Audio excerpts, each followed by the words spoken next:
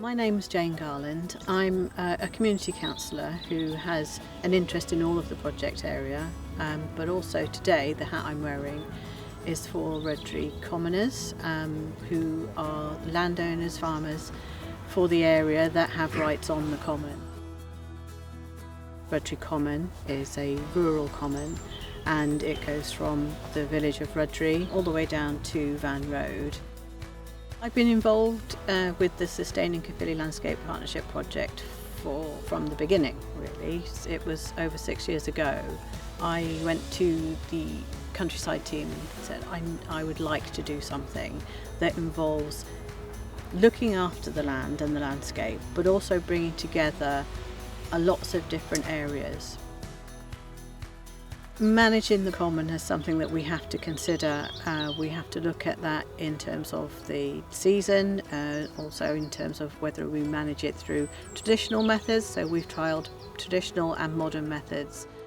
The project's allowed us to network and link in with other projects outside. So by bringing in contractors to be able to manage the land in the future for improvement of biodiversity and recovery of the local conservation here. My name's Dan Moody, I'm a farmer in Rhydri. We're an off-grid small holding of 16 acres. We aim to be about 65% self-sufficient, totally off-grid, living off the land.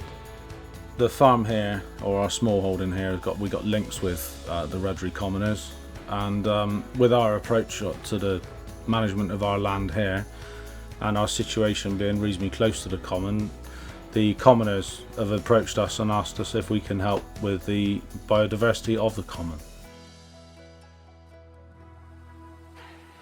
So the horse is, we use him reasonably regularly around the land here. He's a fully trained cart horse and we're starting to introduce him to get him fit enough to start to roll bracken on an ongoing basis.